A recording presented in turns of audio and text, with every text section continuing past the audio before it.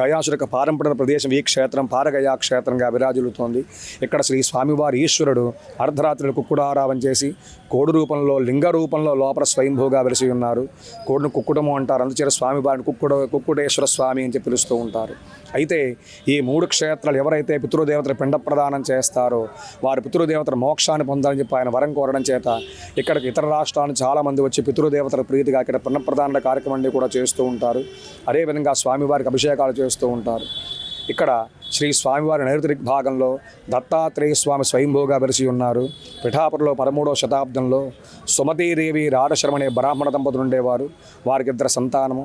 ఆ ఇద్దరూ కూడా అంగవైకల్యంతో ఉండడం చేత చక్కనైన సంతానం కలగాలి అని చెప్పి రోజు కూడా దత్తాత్రేయ స్వామిని సేవిస్తూ ఉంటే కొంతకాలం అయిన తర్వాత ఆ స్వామివారికి అనుగ్రహం కలిగి సన్యాసి వేషం ధరించి భిక్ష స్వీకరించేసరికి వారింటికి వెళ్ళి భిక్ష స్వీకరించి తల్లిని అడుగుతారు, సుమతీది ఏం కావాలమ్మా నీకు అని అడిగేసరికి ఆమె ఏం కోరిందంటే, స్వామి 2 పిల్లలు కూడా అంగవైకల్యంతో ఉన్నారయ్యా, అమ్మాని పిలిచావు కాబట్టి నీవే నాకు సంతానంగా కావాలి అని కోరిందటండి.